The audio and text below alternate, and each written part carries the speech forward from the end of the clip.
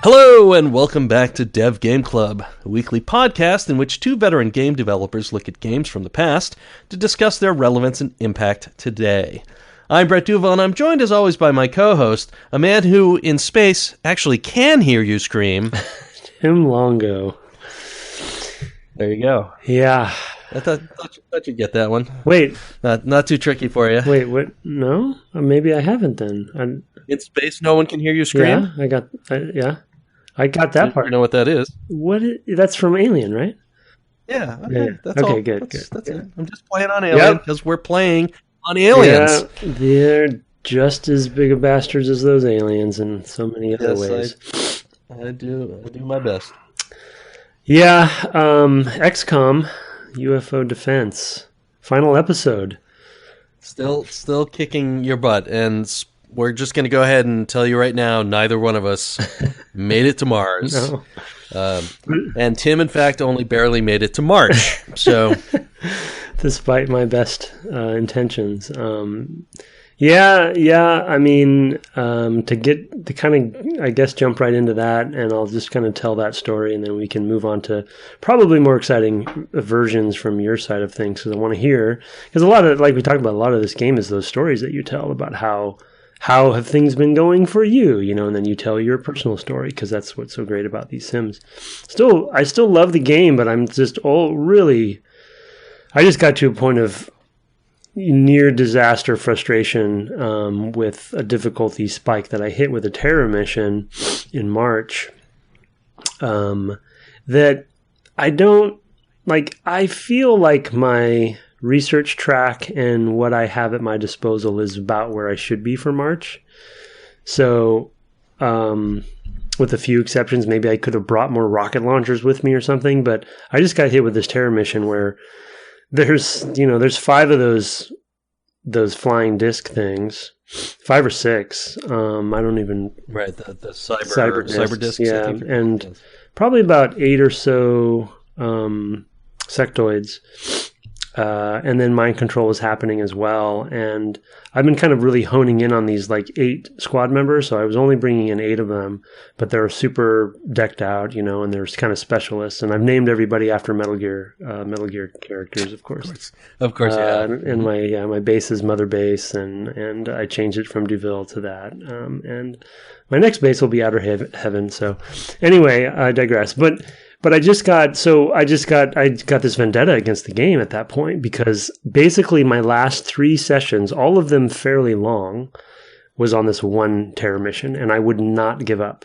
And I actually I saved, of course, many times, and tested if I just abandoned the mission, and to see how my monthly report would go, and how bad of a hit it would be for me if I did that. And it was fine. Actually, it's probably acceptable. Like, I could have saved a lot of time and just ate it, and India would have been pissed, but oh well. But I didn't want to give up. I wasn't going to let the game win, so I save-scummed my way through that whole thing, bit by bit, claw by claw, and super frustrating and feeling unfair at all sorts of times. And a lot of times the RNG, it's don't need to go through every little bit, but there's times when that rocket flew right by that disc and hit all my guys instead, and it's just oh my God, are you serious? Everything that can go wrong, can go wrong, will go wrong. Yes. So, I don't know how many saves I ended up with this mission, but I did ultimately last night finally finish it, and super gratifying, and I felt like I outsmarted them, and I lost one squad member, I think, a rookie, and who? I mean, this is a Metal Gear character, so it's important. I don't remember which. Was it Nam? So no. Actually, I think I named them after that mission. So yeah, so I was still using the pre-canned. But the reason I named them afterwards is I felt so galvanized after I finished that. I was like, these are the survivors. Yeah. These are your real squad. Yeah, they all have armor. They all have med kit. I'm decking them out.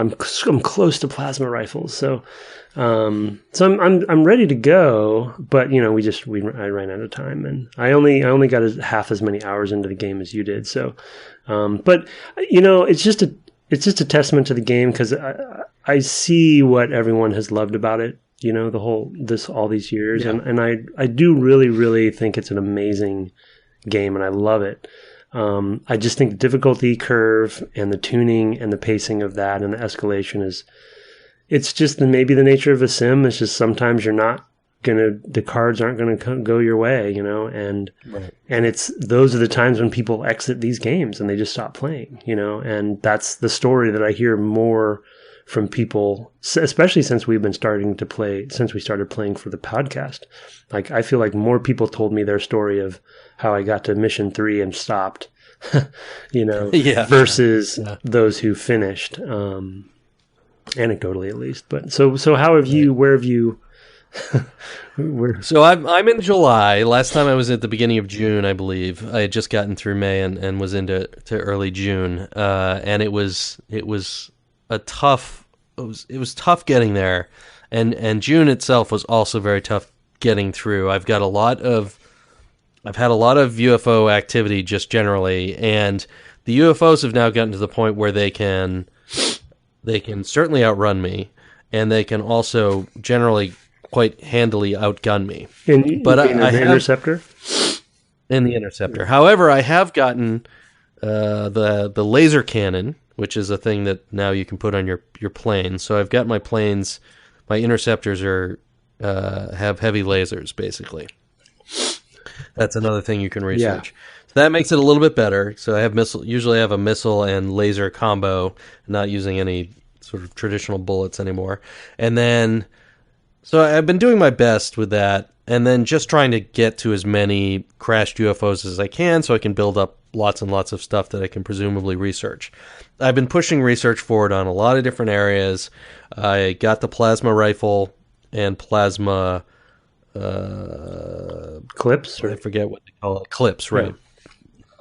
So that you have to have both of those to be able to use them. Yeah. But I had a ton of them that I had just recovered. Yeah. So I haven't had to build any. I just put a bunch on the plane. Yeah.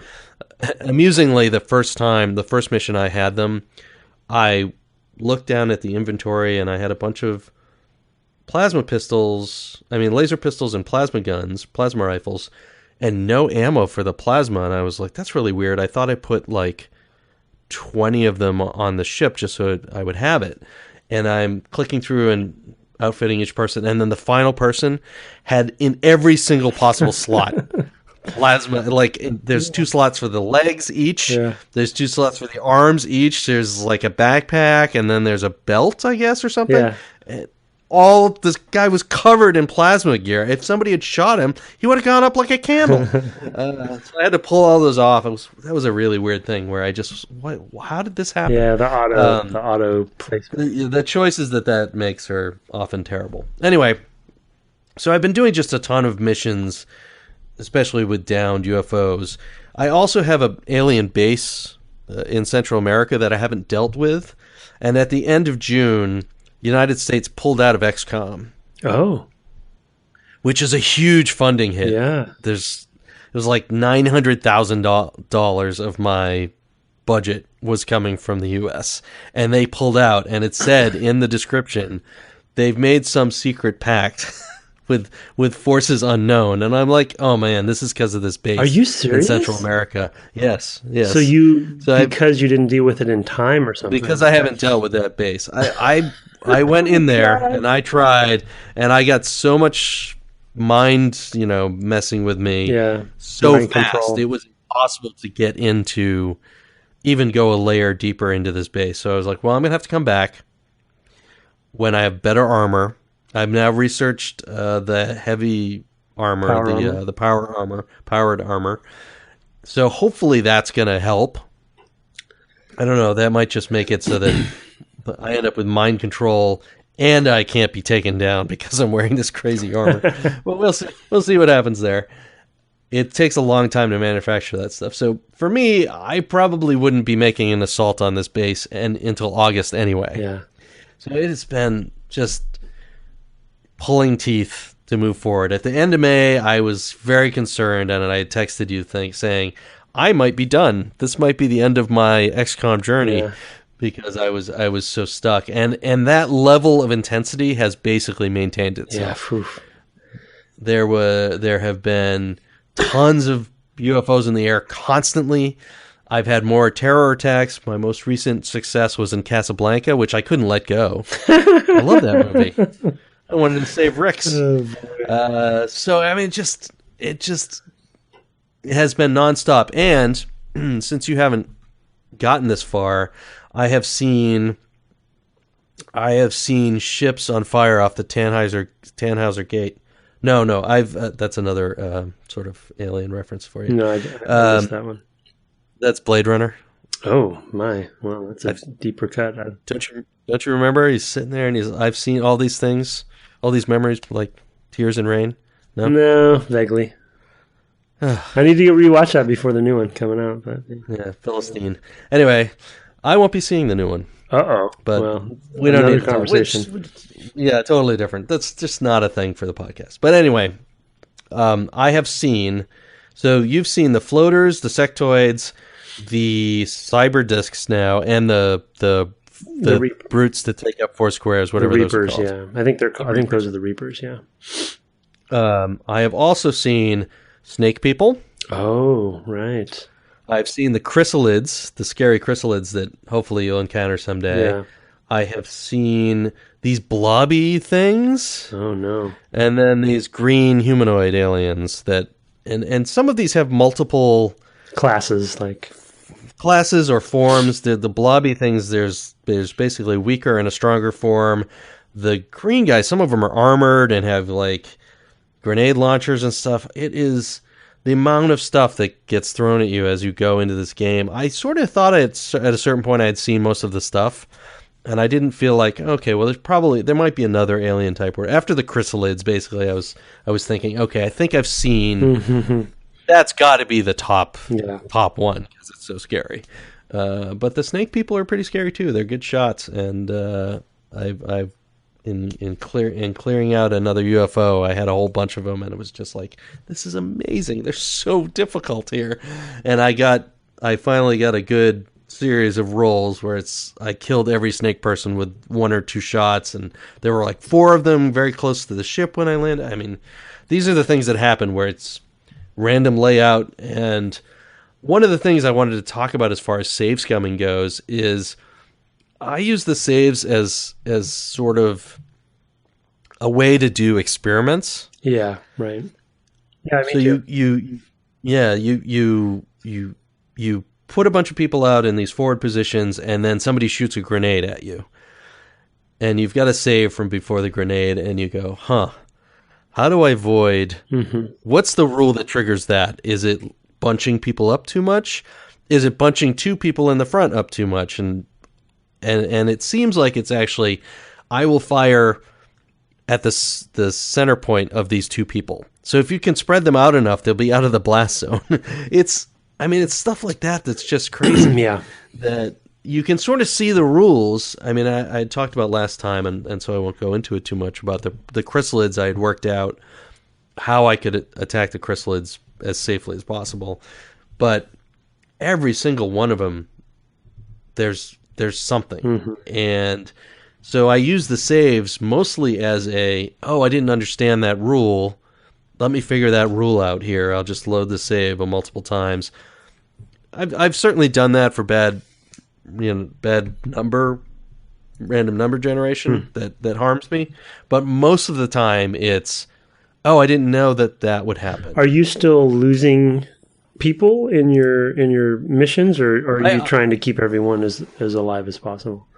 I generally try to keep everyone alive. I did have a UFO capture, a crashed UFO mission where I got into the end of the mission and I was 2 turns away, like 1.5 turns away from victory. And in that 1.5 turns, I couldn't do it any faster than that. And Jean Cressier, who's married to Sylvia Cressier, he was dying in that last half turn from wounds that he had incurred many turns beforehand. So I'd gotten to that point where I was like, oh man.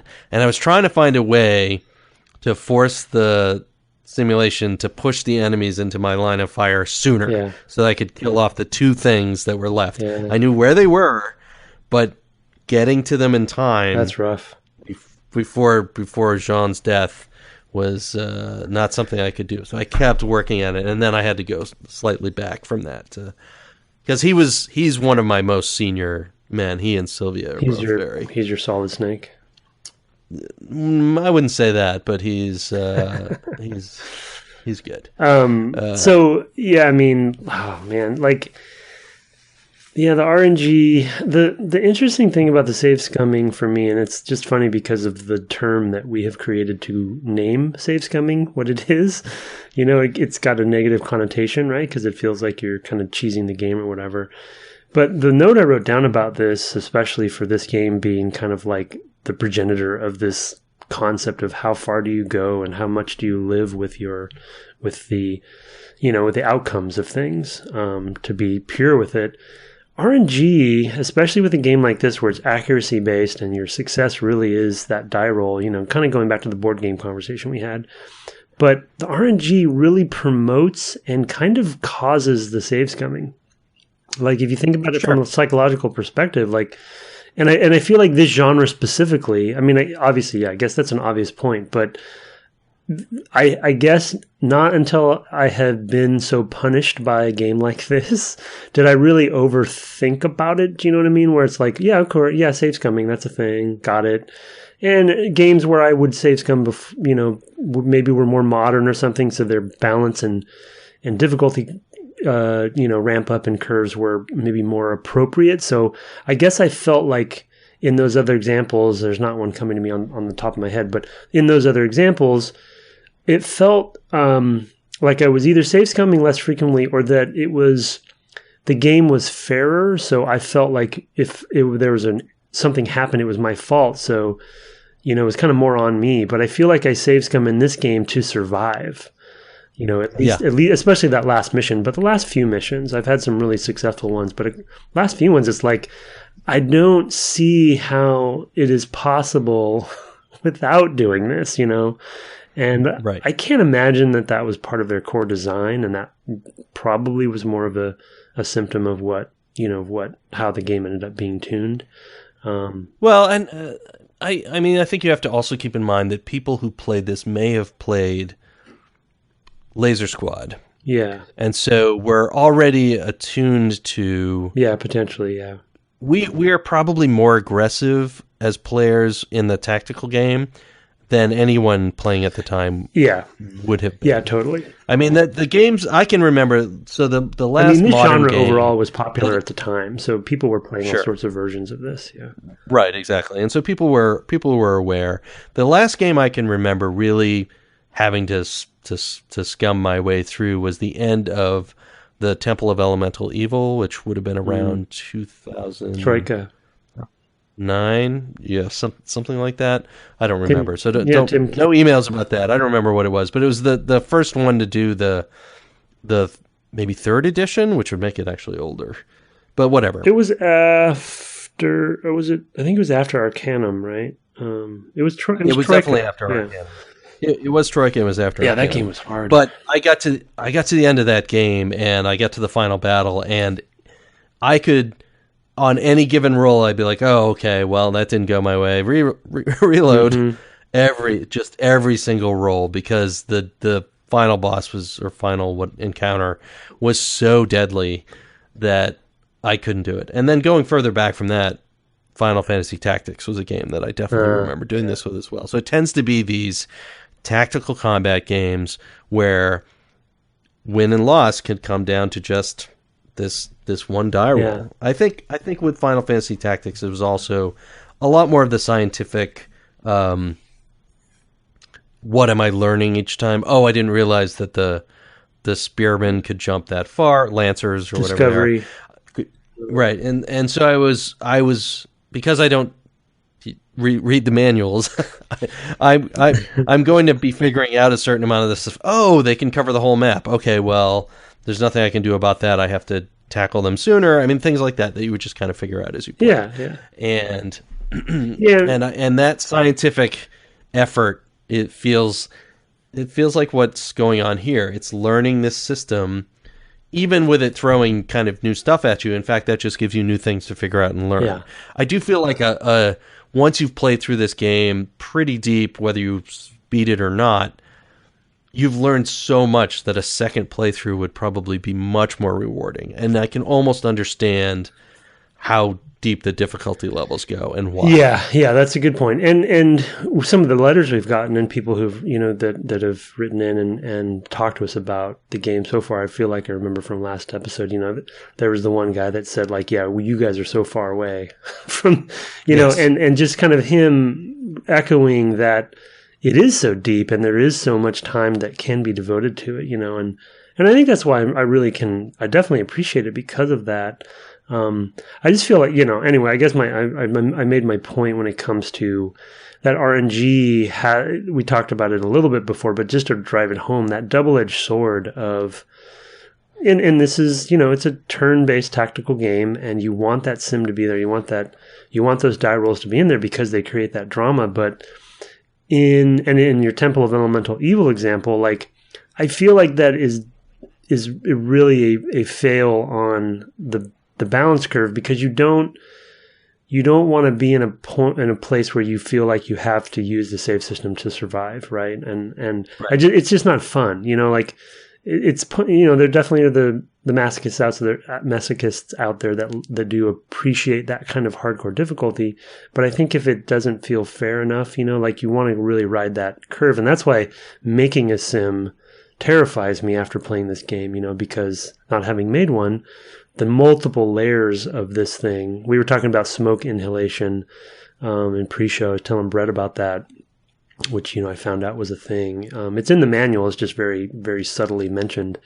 And that's like a whole nother system, like amazing respect for all of the layers of this thing, with all of the research and all the interdependent combinations of the variables in the systems, like, incredible. But man, it comes at a cost if the numbers come out against you, and a lot of people have put the game down because of that. Yeah, no, it definitely does. And that is something we sort of touched on last time that I felt is a real innovation of the Mario Rabbids game is that it striates that into 3 states. Mm-hmm. The 0%, 50%, 100%, that just that level of, oh, okay, I know I'm going to make this choice that might fail, but it's 50-50, so I can plan around that 50-50. Yeah. And here the problem is, I make, and I talk, I'm not going to belabor it, but I've got an 88% shot and it misses, and I'm like, oh, okay, now what do I do? And it's hard to plan. To an extent, it is hard to plan. To an extent, I appreciate that, because one of my favorite games, certainly probably my favorite first-person shooter, is Far Cry 2, and that's a game that deliberately is designed to make you have those fail points and have to improvise. Mm-hmm. It was built originally in sort of the direction of like a Rogue Squadron game where you plan everything out and then you execute. You Rogue Spear or Rogue Spear, Rainbow sure. Six, yeah.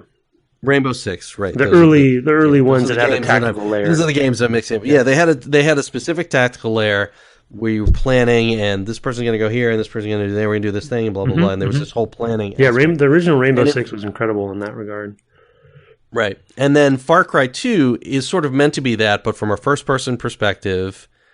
And what they found was, okay, but now we have to make it mess up. Because that's when the game actually gets really, really fun. When, my gun jammed on my second sniper shot that I needed to take out this second guard before he could alert anybody, blah, blah, blah. And you have these same sorts of player stories coming out in the same sort of way from this random number generation. And that improvisation can be really, really fun. It's just, if you pull it out that far where almost certainties fail, then it gets to a point where it's a little bit cognitive overload for me to be able just to deal with it. Because what if this is your last action you're going to take this turn? Yeah. Do you just never take a last action on a turn because that might fail? Yeah. That seems wrong, right? So so it's overly it's punishing situation. Yeah, I mean, there's times when, I I'm sure this will be a learning curve that that I will get over. You may have already gotten over it, but like I said, I've had some really successful ground missions against, UFOs and just the lower tier enemies. But this last terror mission kind of scared me in a way where I realized how much I didn't know about the rule set of the turn-based engine. And what I mean by that is, and I wrote a bunch of notes about the rules for line of sight, the rules for elevation, because the cyber discs can fly, so they could be at any of the 4 elevations of this particular city map I was in India, and meaning like I wanted to throw this grenade, but I didn't have line of sight, so they wouldn't let me. Or they say you can't throw a grenade to that location, and I have no idea why. You know what I mean? Right. And so, like, the gravity of all these different interdependent rules that I really did not yet, I still don't grasp, kind of terrifies me, to your point about I can't, like, there are multiple times when I couldn't plan. I didn't know how these 3 cyber discs that were all in this one area, how I could get all my squad members into a crossfire, line of sight, opportunity fire situation that would do anything positive for me. I had to take the initiative because the cyber discs don't roam around the same way that others do. So they kind of stay put. So you can't wait it out. You got to go to them. At least that's what I found in this mission. Usually I'll set up for sectoids, like they just kind of fall into your traps. It's like, well, yeah, I just have to wait a couple turns and you'll just run right into my fire. But yeah, so I'm excited to, I was joking with Brett that I want to keep playing, and I know I threatened to keep playing lots of things. Although, as a quick aside, I did finish Zelda Link Between Worlds. Amazing game. So definitely recommend that. For those Zelda fans out there, for traditional structure. But I just I'm hopefully I can give some check-ins because I want to go to Mars. Like, I had this vendetta now against these freaking guys, and I know they got to go down. I do too. I hate them very, very much. They're on my list. The first against the wall when the revolution comes. Yeah. That went dark fast. Yeah, I know, right? Revolution on your mind for some reason? I don't know why anybody would have that thought. These United States of ours, circa 2017. I think sorry, really quick, last point I wanted to make there, kind of mini/macro point that relates to all that stuff, is just the pacing and tension of the overall sim in the difficulty curve itself. We talked a little bit about this last time, but like how I really, we're working on getting a guest on. We're very close. We're not going to announce it, but if we get that person on, love to talk about that specific topic. And as you admitted last episode, that you're probably going to be working on a sim next game. But like in every other genre we've played, the concept of pacing and rhythm to the experience, even if it's a pretty systemic game, it doesn't have to be linear. You have more knobs that you can control, and I know you're doing a sim as well, but like it's so variable based on how the player's playing about how that pacing's going to go, and right. And it can really go wrong and kind of leave a bad taste in the player's mouth if you don't get it right. One of the things that I've found, as I've gotten deeper in the game, that I've gotten a little bit, I've tried to be a little less directly reactive to things that are happening. Yeah. And be more patient, especially with research. So a UFO will pop up, and I'll center on it and take it down to 5 seconds. But really, I just want to do that so that I can look and see where my research is or my manufacturing is. So now I've got these power armors in manufacturing, and I'm wondering, okay, well, maybe what I want to do is just wait a little while longer. I mean, basically, that's what's happening with the alien base is, okay, I know I can't take this on right now. Mm-hmm. But, now I've got plasma rifles, and I'm going to have this powered armor. Maybe this month, maybe next month, I'll be able to actually tackle that more difficult enemy. And so a lot about how I play the game has changed over the last 5 weeks.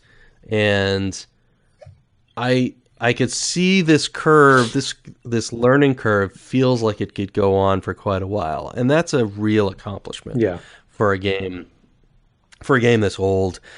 I mean, I haven't consulted any walkthroughs or anything like that, but I can just imagine there's a lot of different strategies. Like there are things that you do that I don't do at all. I've given up on grenades for exactly that reason. I don't feel like I understand their rules, and I don't care to learn them. Yeah, they're a mainstay for me. And I don't use rocket launchers, which I know you use as well. Those are just hilarious. I moved as quickly as I could to laser pistols and rifles. Yeah. I never developed medkits. Oh, interesting. Really? So what? Really? So because if you lose somebody, if they go down and they're not dead, then you'll reload or. Well, it basically depends on the person. Yeah. So I can tell, right? So I'm at a point where half my squad has personal armor, or whatever, the first armor you get, and half don't.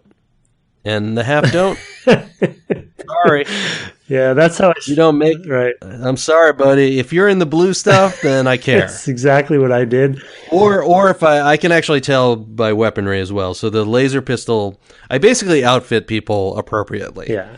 If they are fresh off the recruitment rack and they're carrying a laser pistol around in that brown jumpsuit, sorry, you're not on my priority list. In fact, I send you out to scout stuff because if you die, they're in the. I call it in my head, I call it the Ghostbuster uniform. They're basically that's the right color, exactly right. I think of them as red shirts, but they don't have red shirts on. So. Well, yeah, and now I have enough personal armor where my full, like I said, my core 8.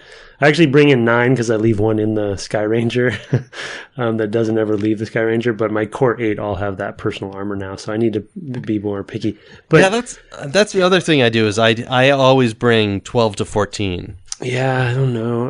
And move them all around the map in large numbers so that I have lots of backup shots. Yeah, basically. I make up all this that's the great thing about these games, especially this era. Like, I've made up a bunch of my own. Not only have I totally Metal Geared out my whole thing, but 8 to me is 4 fire teams, and so I'm thinking in my military head of okay, 2 fire teams. That's perfect. That's actually how this would. I'm not thinking actually from a game perspective of winning the game. I'm thinking about all this kind of headcanon that I've made up, and that's what I tend to do, as we've talked about in other series of the podcast, where I tend to kind of double down in certain areas, and so I want to make 8 completely badass squad members who are completely kitted out with one of everything kind of thing, and the medkits, I might have missed something in the manual on this, but one frustration I have with them is they're only usable for somebody who's gone unconscious. So if somebody is injured and they are standing and, active, you can't go and heal them, as far as I can tell. You have to stand on top of the unconscious body, and then it allows you to actually use the medkit. So they're only so valuable. Right, that's frustrating because I have characters who go from standing to dead. Yeah, right. Yeah, no, yeah. If they're dead, there's nothing you can do. So it's then it's but I mean that they never are unconscious. No, that me too. Yeah. I'd say half the time actually more than half the time they're dead versus unconscious.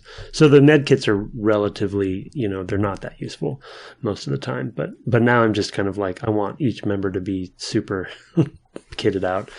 But there's no good reason. I haven't found much good use of the motion trackers. Have you used those very much? I used them early on. I did research and develop them and made a couple, and would typically put them on a scrub who might not last out the mission. I still have them. I never use them anymore. Yeah, they're just not not only. I mean, I think your own squad members trigger it as well, so it's they do, but you can see that on the map. You can tell because it's very clear about where. Yeah, I don't know where how many squares away everything is. It goes out to 8 squares deep. The thing that has happened is, as I've gotten deeper into the game, there are more and more ranged weapon users who can be out beyond range of them, and probably not moving that much. Yeah. Right, and just waiting for me to walk into their cone of fire. They're smarter. Yeah, I do feel like you made a good point earlier on that I do feel like my general approach just your monologue about kind of like our approach versus people's headspace of this time and being cautious and patient. Like I feel like I went into this playing this like a modern game, where I feel like I'm being more aggressive than I should be, and when I've actually lately, I wait in the Sky Ranger when the mission starts a couple turns and I just let them start moving around. You know what I mean? And and they'll kind of come toward me, and then I'll come out and start scanning and kind of trying to figure out where they are. But I don't know why exactly I do this, but I feel like and I use the motion tracker to some degree to kind of suss them out. But I kind of want them to start kind of like getting into range, because what I find is I'm having to go to them more often. And so I'm trying to pull them in a little bit. But yeah, anyway, being patient and setting up, and, you don't have to shoot every turn kind of thing. Right. Yeah, I definitely find myself, and it's very tedious to do, and I almost wish there were some kind of macro to do this stuff. But basically marching all 12 or 14 out into this surrounding position around, so I'm facing every direction, at least on maps where you land somewhere near the middle of it, and just trying to have that cover of every direction. Yeah.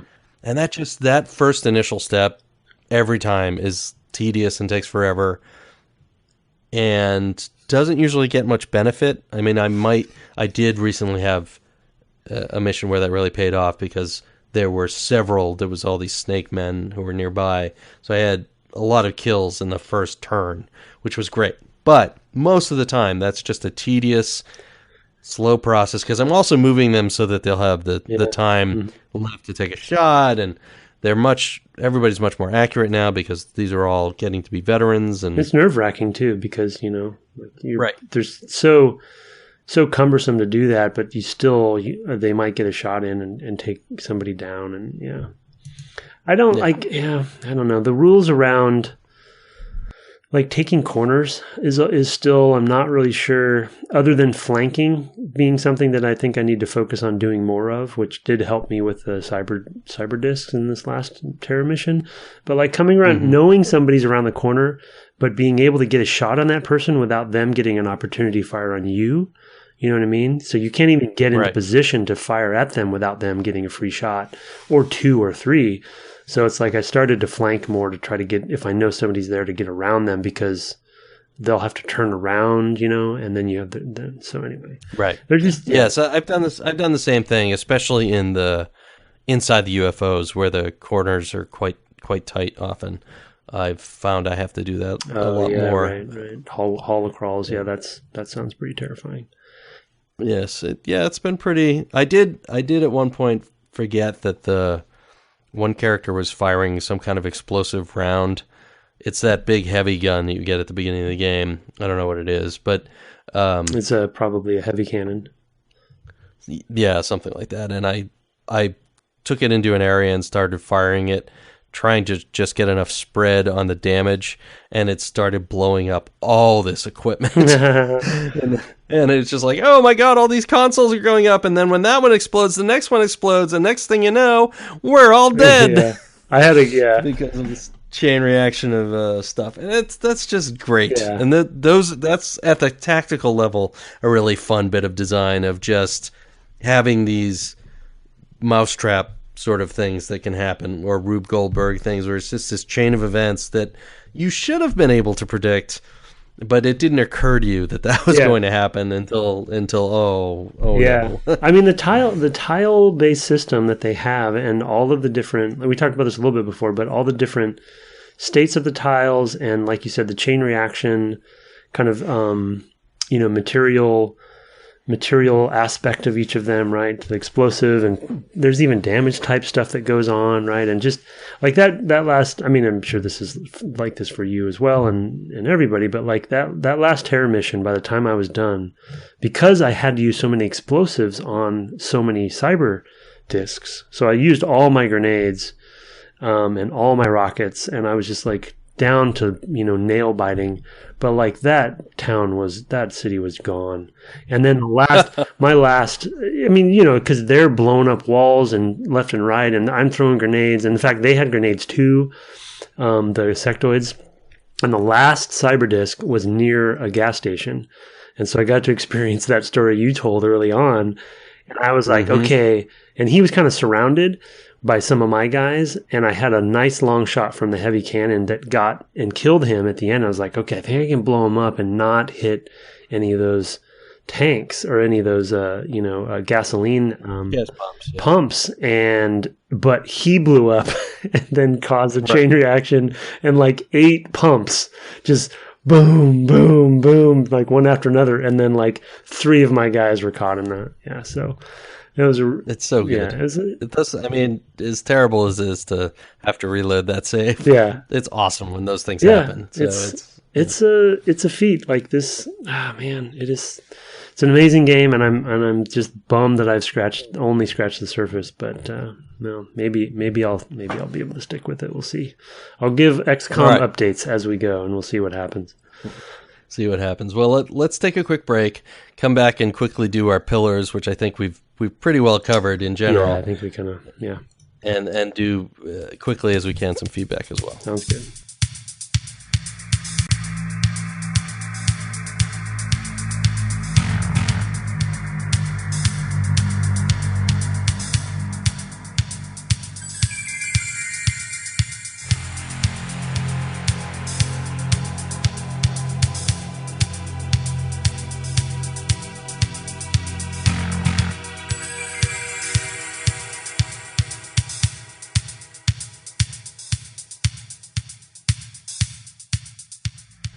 Welcome back from the break. We're going to finish off our discussions of XCOM with a little discussion of the pillars, this thing we like to do at the end of a game.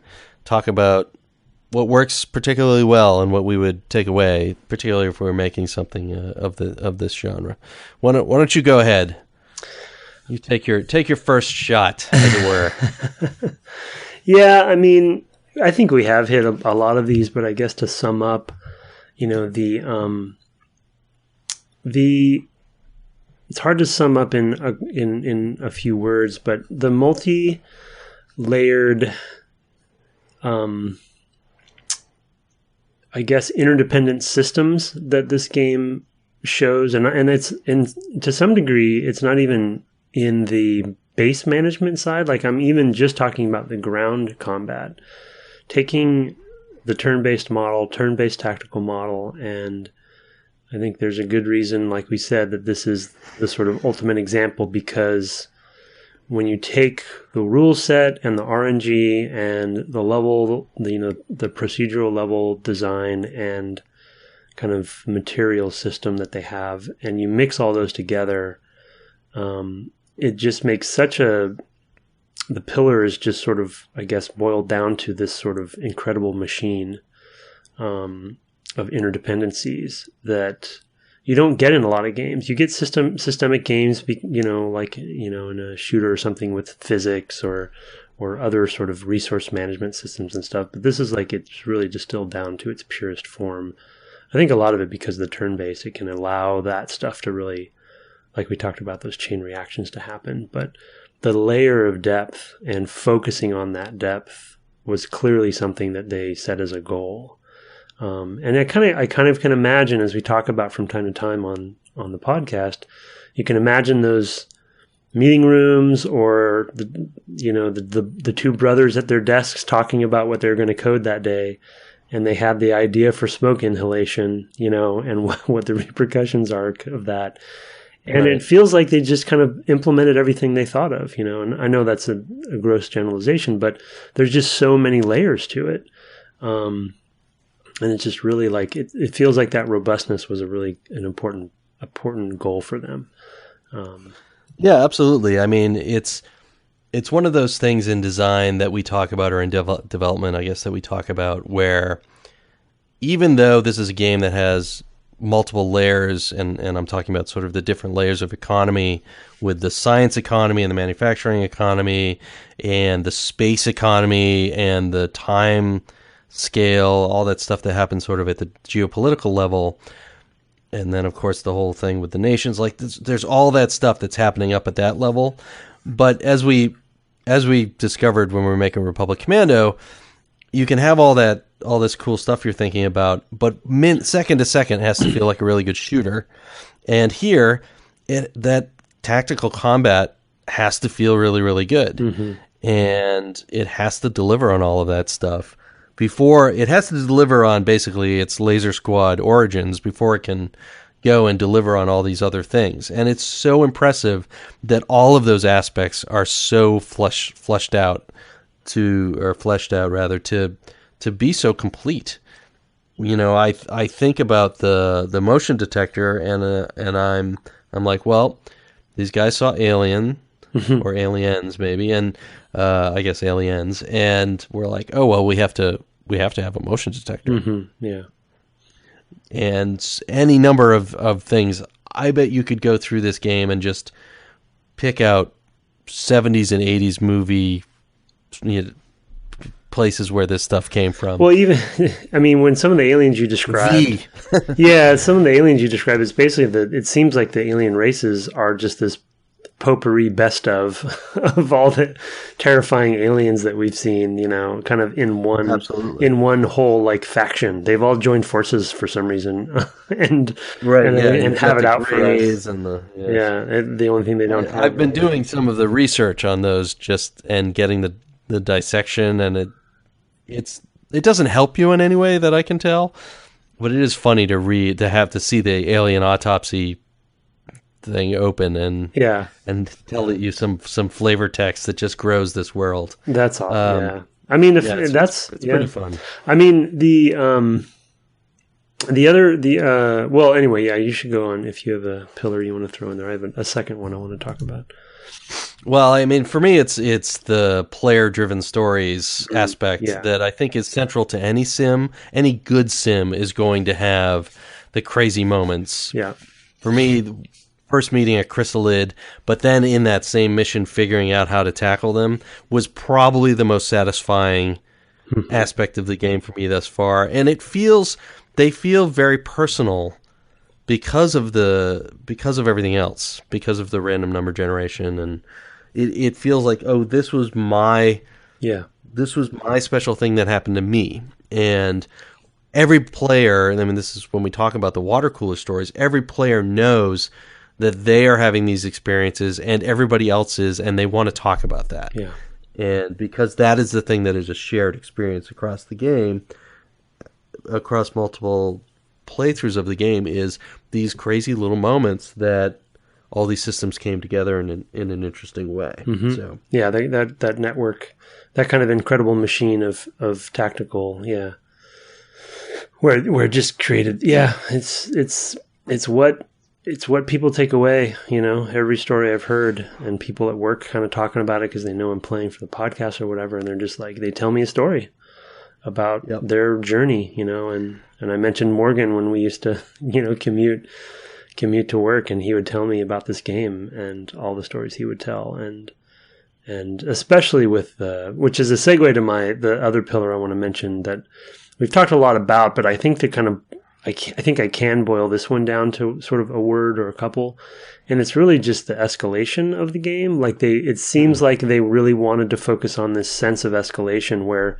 you start in this, you know, very minimalistic base, and you don't have a lot of, you know, you start off with some funding, but you really have to prove yourself to the nations, and then it just goes from there, right? And you can get, you know, it seems very, and my first, you know, go at it, I failed, but you can really get off track. But if you stay on track, like you're constantly researching and growing and more bases, and then they're coming, and then they have a base, and, you know, and if your theory about where you think what you have to, which I don't, you know, we don't have to necessarily spoil, but I guess people probably have played it. So, but if your theory about how you get to Mars and what you have to do to get there, like that is like the best escalation story, you know, it's like, right.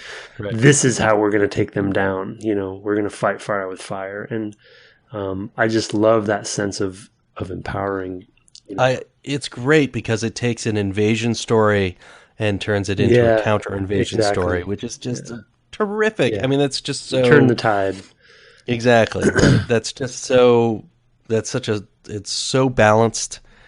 It's just this cycle, right? It just. I love and you that start sort of with thing. one base, right, on one continent, and then as you build all your bases, which I'm sure you've seen much more than I have, I assume there's this kind of this sensibility where you're kind of growing this net around the globe, where you're kind of, you know what I mean, where you're protecting the planet, and with each base you build, you're closing in that net, and then once you fully close it, then and you've powered yourself up, you're like, okay, Earth is okay. We've got Earth covered. Now we got to stop this, and that's a fantasy fulfillment that you can imagine them talking about as they're developing the game, right? What's really funny about it, though, is that it's like a fantasy fulfillment of being a government bureaucrat. That whole layer is very surprising to me. In previous play attempts, I'd only scratched the surface on that stuff, and I'm really impressed. I mean, the graphs they have, and like the income, and I don't think that stuff was in Laser Squad. I think that's a new addition to. No, to that's this definitely new, I believe. But there's this whole management sim that that's its own whole game, and it's so. And you're managing kind of like you said the geopolitics of it. It's like.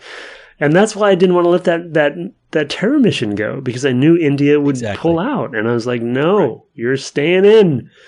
But you've got to be very pragmatic at that point and wonder, well, how much is India really contributing? Oh boy, yeah, poor country. Yeah, well, I don't. I mean, but that's part of the thing is that it's been really bothering me that this alien base has been sitting right next to North America, and it has come back to bite me.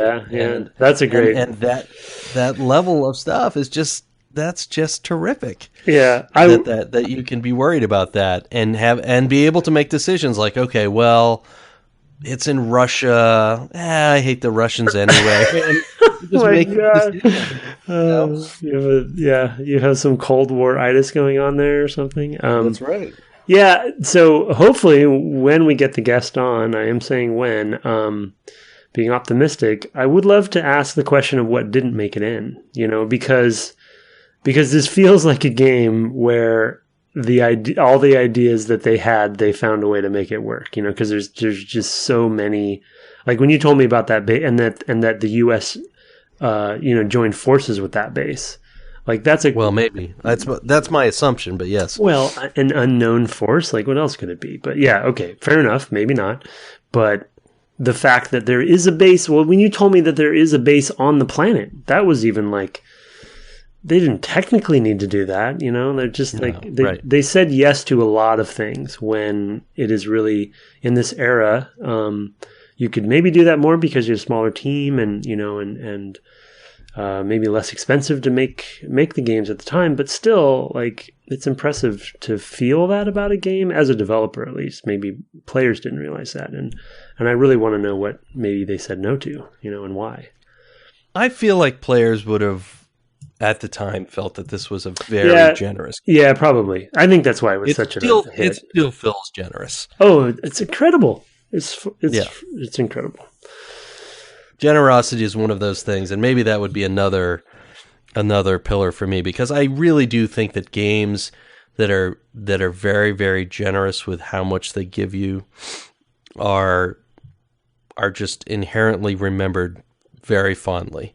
I think that that's a lot of what's behind, for example, Super Mario World. That is a generous game. And we just played it recently. That is a game that has so much stuff in it, even on just the main path, which is mostly what we played. And here, it's the same thing.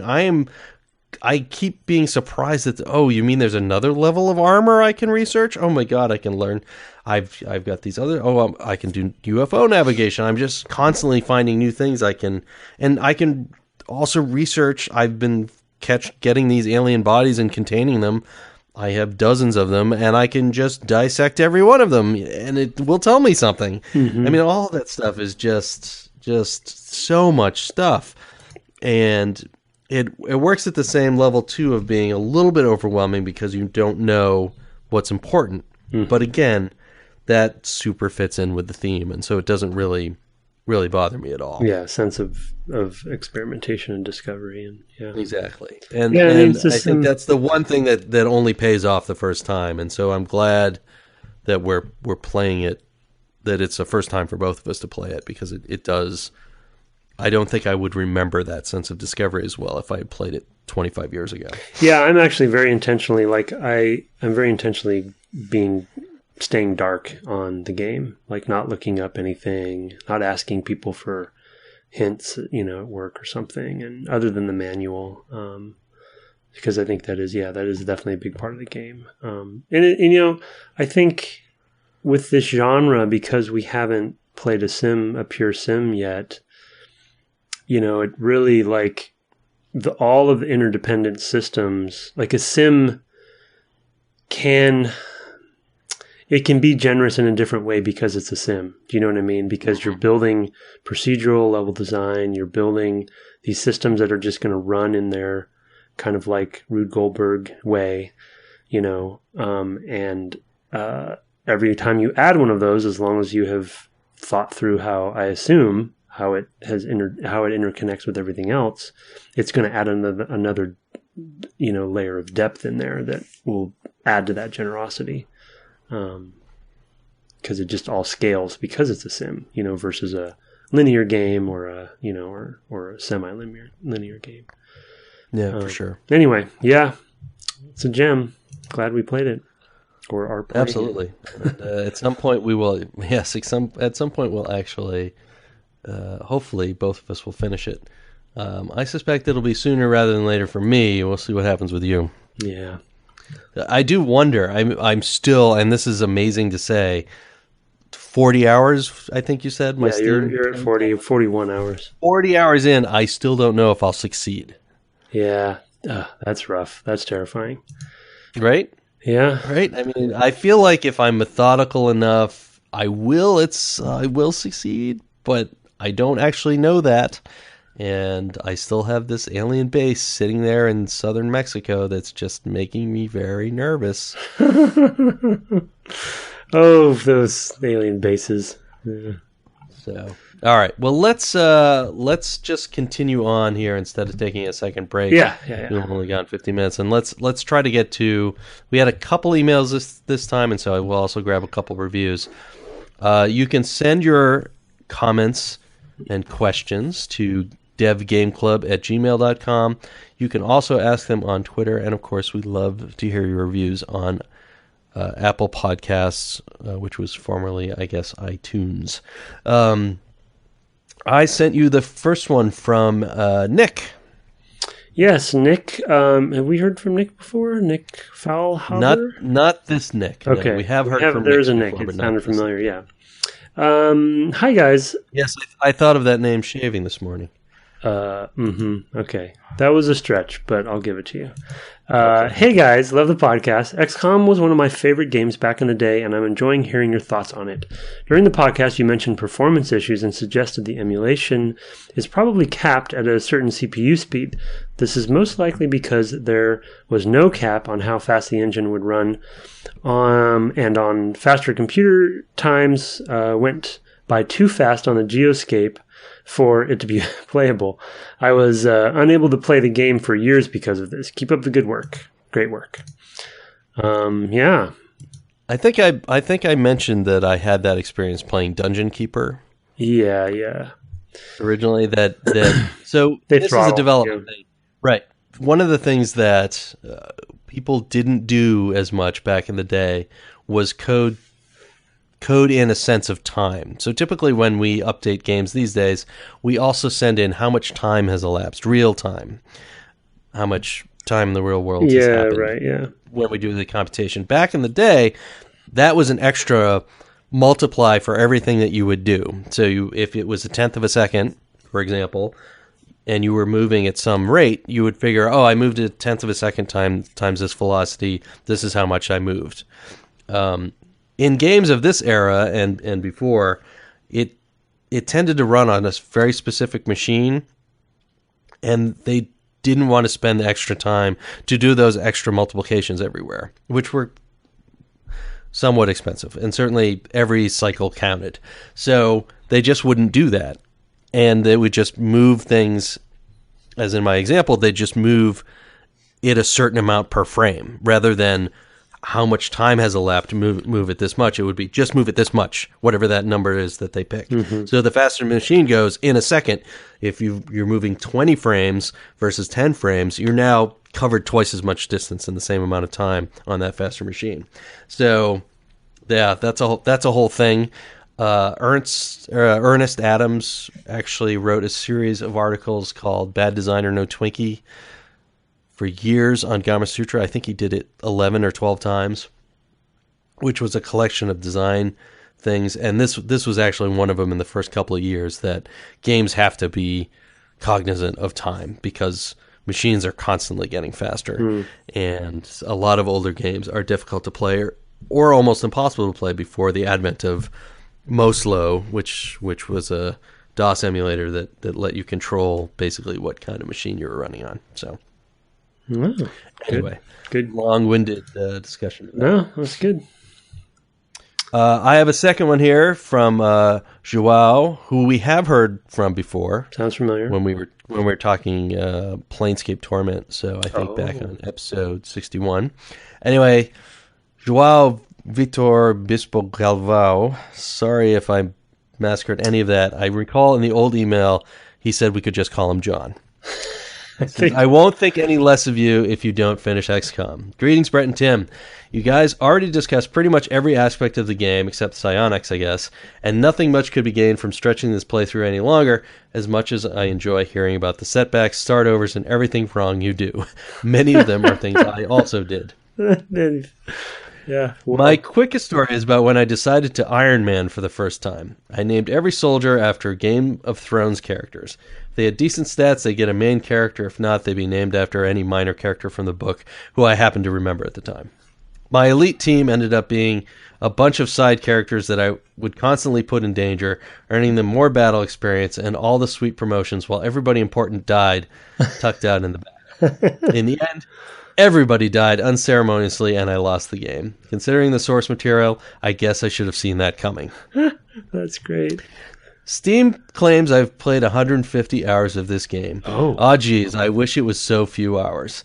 I've mostly played it on my daily commute on my smartphone, thanks to the OpenXCOM Android port. What? I wish it... Yes, go figure. I wish I'd started listening to your episodes sooner because I'd have told you to try it. Maybe you would have found more opportunity to play on your daily life and could have made it further.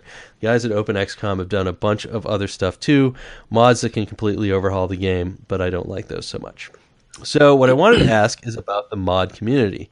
If you guys could make any comments about modding on this game in specific, I think modding as a whole is a discussion that could take several episodes all on its own. It would be much appreciated. Looking forward to the interview if you guys decide to have one.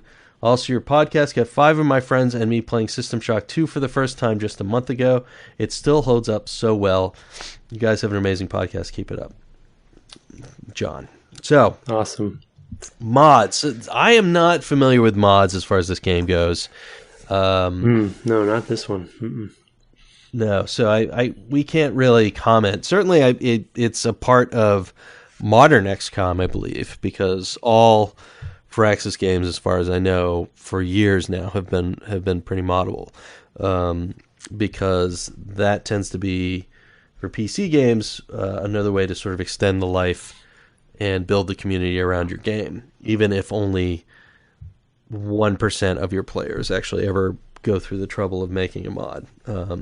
It's still, and only maybe 10% will actually install one. It's still one of those things that, I don't know, aspirationally, I think people like, that they might someday do it. And it's a good way for people to get into the industry, to be able to mod. So, Well, was it Dario that we had on from Valve, right? He started Dario, in mod community, and that whole team did. Yeah, right. Yeah, almost all that team. Yeah, I think I typically don't have for mods in general. I typically don't have time to kind of, unless I really am obsessed with a game, I won't kind of delve into the mod community for that game because it's just time. Like I barely. And that's more of like a, a life thing than it is a desire. I really would love to. I just love the spirit of the mod community. So as far as an opinion, I'm really glad that it exists and always try to promote it, even though I think some developers feel like, is it, like they want a more closed system, so it's not really accessible. But I think, I think giving the ability to mod is another type of generosity that I approve of. Yeah. Well, even if I don't think I've ever installed a mod ever. Yeah. So no, I definitely have. I'm trying to think of. It's probably, was it maybe like Just Cause? I did a couple. Just Cause 2 had some pretty infamous mods. But I just the spirit of it that I love is just. It's something that our medium is uniquely equipped to be able to do. You know what I mean? Like, sure. People can re-edit Star Wars and put it up on YouTube. I guess that's kind of a thing, but that's more of a remix. Like, games are really special in that way, where the user can actually get in there and mess around with stuff and come out with a different outcome if they love the game. And I just like to embrace anything that our medium does in a special way. So. Yeah, I definitely appreciate that. I did love how much interesting stuff would come out of Skyrim's modding community. The Bethesda games. Some of it was extremely funny. I know there was a Thomas the Tank Engine thing that like I said, I haven't installed a mod on anything, and certainly as long as I can remember. But that was one that I just had to laugh about reading about it. So it's great. I can't say anything specifically to this game. No. Because I just it makes sense. I wouldn't have thought of it, but it makes sense that this game has been modded. It's a game that I feel like I want to mod a couple things. Yeah, sure. I could see you doing more, maybe more tiles for variability, certainly in the cities and things like that, and maybe depending on how much control you would have over enemy behavior. I mean, those are the sorts of things that I would like to experiment with, like adding a new AI type that did something interesting. Adding xenomorphs. Gotta add adding xenomorphs, yes. And it just everywhere it walked, it would just drip acid after you shot it. Right. Yeah, exactly. Right. Yeah. Destroying the environment everywhere it goes. Creates more of itself if it gets one of your guys. That's right. Yes, that would be awesome. Anyway, okay. I think that is all the email for this time. Before we go to a couple reviews, I did get an email also from Patrick. I want to make sure I get this right. Patrick Holloman. He had written in about his Super Mario World book. Oh yeah. He is right now doing a Kickstarter for a sort of second season of his game design forum books. I will put a link in the show notes. Oh, great. So if you want to go and track that down, it is about 30 days. I think he just launched it. No, it says 3. No, he's just about now kicked off the Kickstarter. It is up, and I will put the link in the show notes for those who are interested. They are very deep design dives, and if that's your sort of thing, by all means, give it a look. All right, I think I just gave you one review. We'll try to get a couple in and catch up a little bit this time. So this is you put it under reviews, but it also looks like a long. Is it a long review? It looks like a review. It's a longish. Yes, it's a long from Lost Tarot. Yeah, Lost Tarot. Okay. Yeah, I wasn't sure if it was a review and an email, but anyway, it's a review. Yeah. A very good video game podcast by Lost Tarot is how I'm going to choose to say that. Hi and greetings from Finland. I've been listening to your podcast since it was mentioned on Kotaku's Split Screen podcast, and it has become one of my favorite podcasts since. I really like the style you guys talk about and analyze old video game classics. Now that Final Fantasy IX has seen a re-release... 12. Yeah, that's not me. That's not a 9. That's not a 9.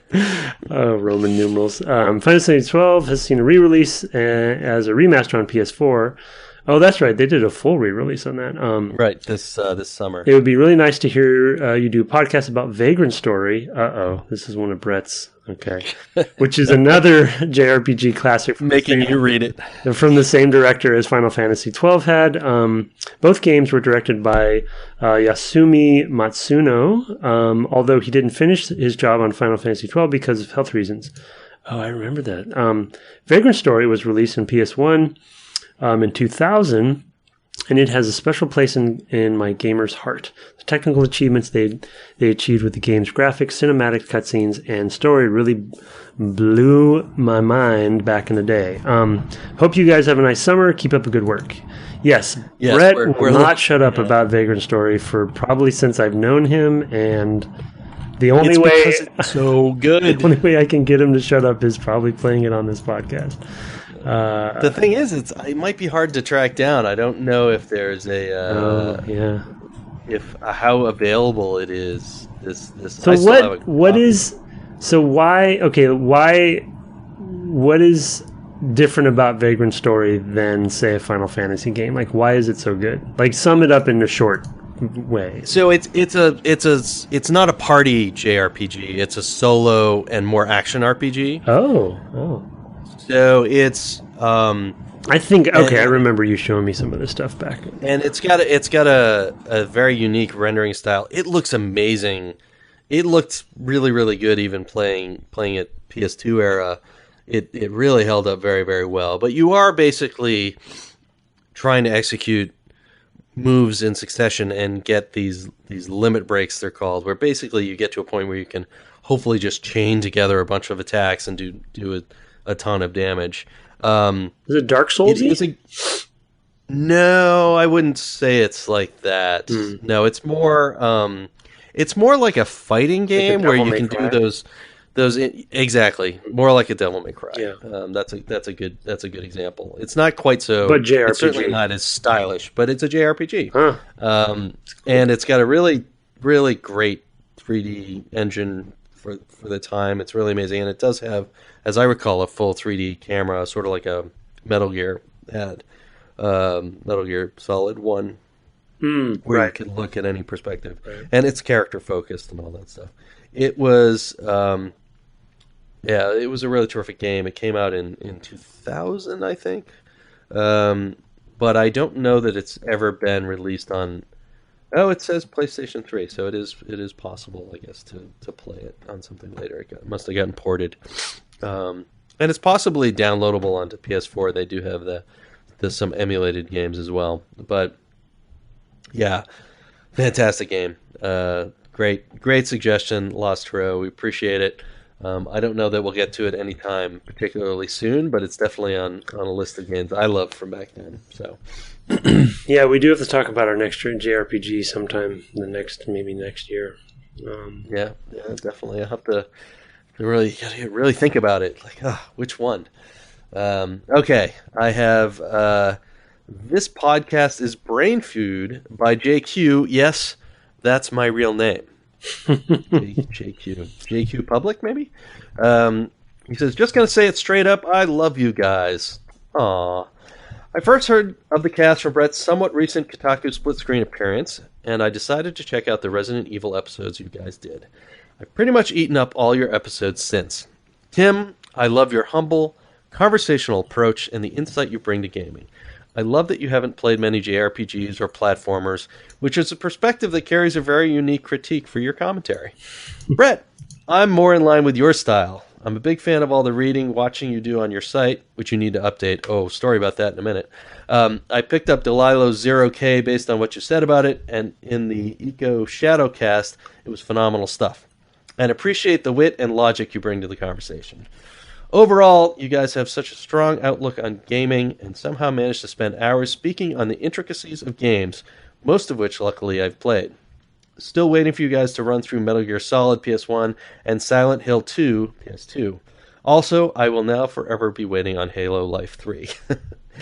Okay, PS, and there's questions directed to each of us. PS for Brett.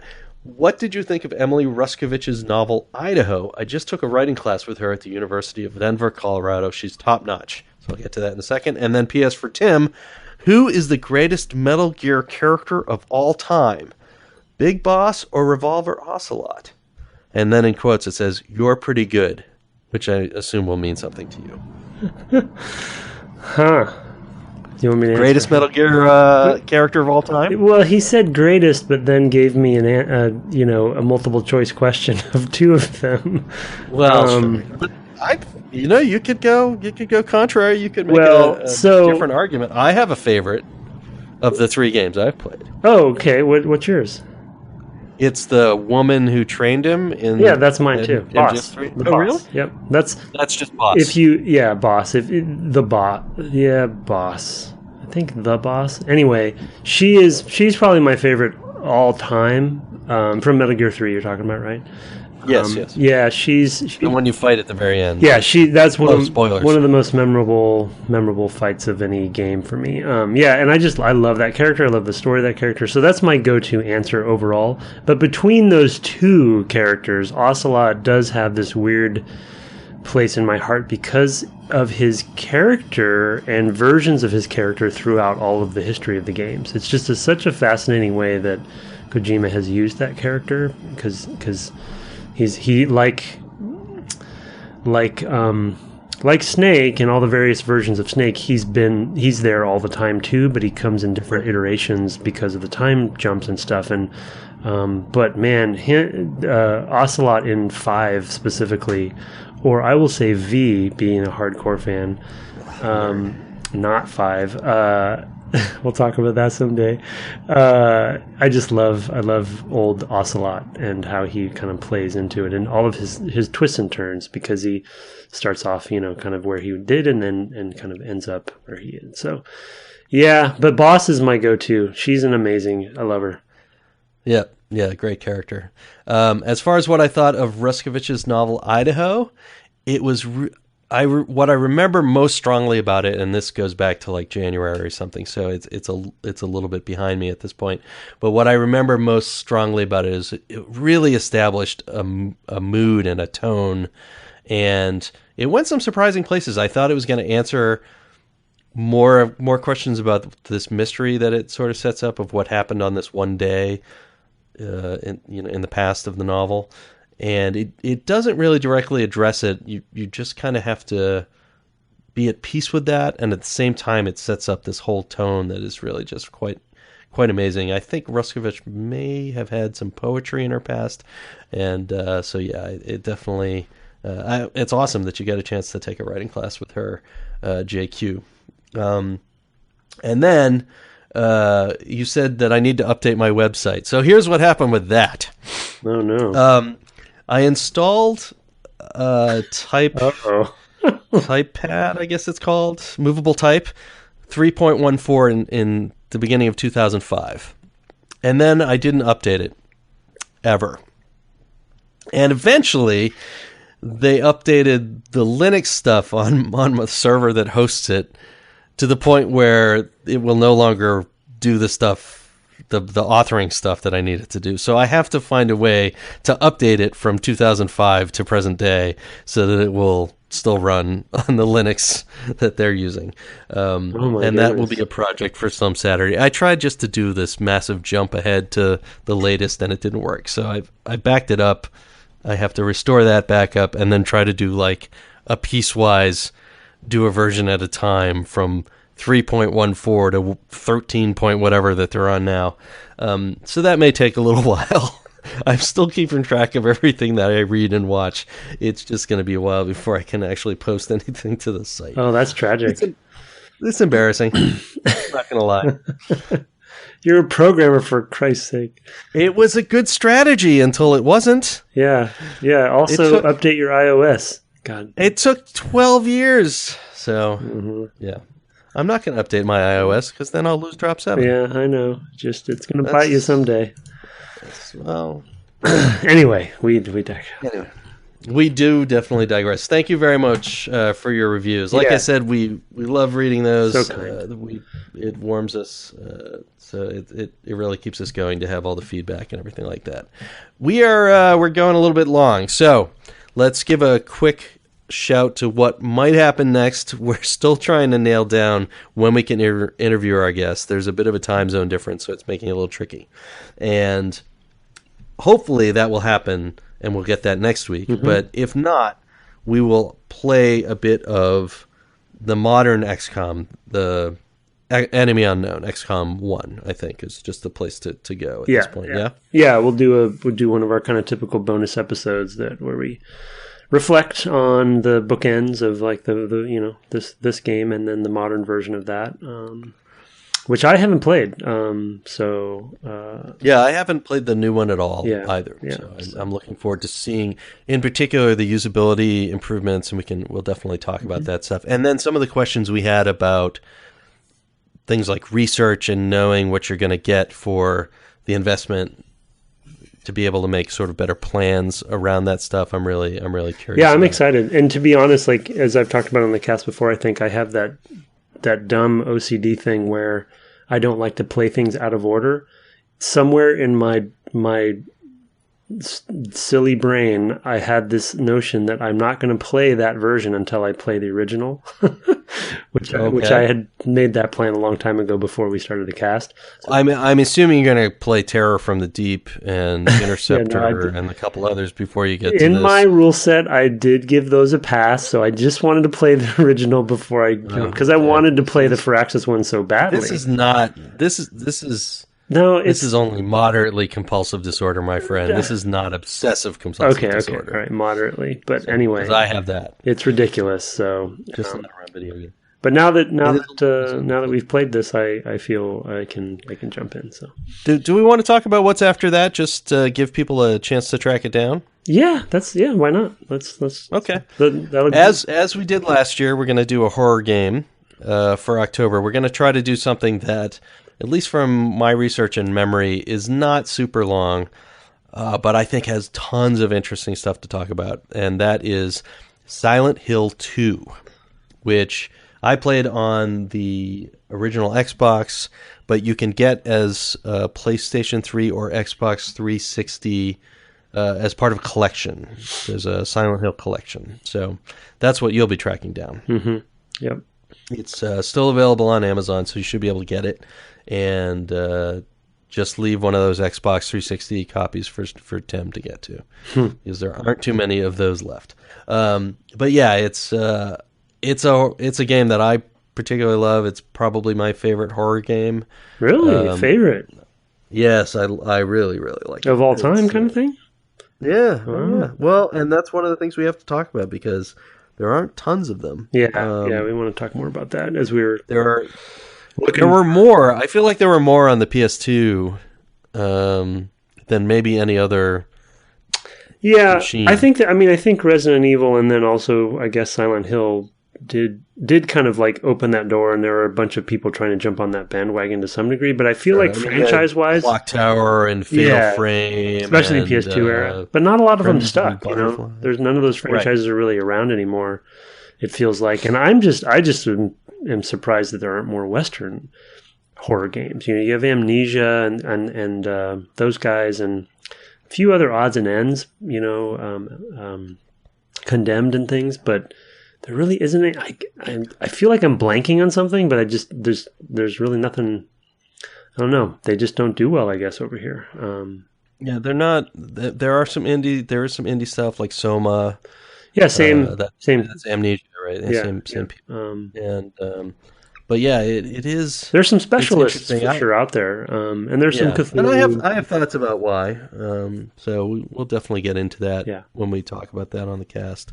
I'm excited. I haven't played any Silent Hill games, so I played all the Resident Evils, but I just never got into Silent Hill. So, and I've always heard 2 was like the go-to one. So, yeah, that's definitely. I think Silent Hill 1 might be a little bit too far back, a bridge too far, really. But Silent Hill 2, as I recall, it really holds up and is a terrific game. So, okay, we will be playing that in later in October. So after the next couple of weeks of some XCOM. Enemy Within, or Enemy Unknown rather, and our hopeful guest. Yeah. So we'll let you know if any of that changes, but at the very least there'll be another episode before we start on that. So thanks so much for listening. I'm going to be quick and brief. I'm at Brett_Duville on Twitter, and he's at Tim Longo Jr. with the JR at the end. You can find the cast at DevGameClub, or, as I said, shoot us email at devgameclub@gmail.com. That's it for us. I'm going to go and hide from a xenomorph. Good night. Good night.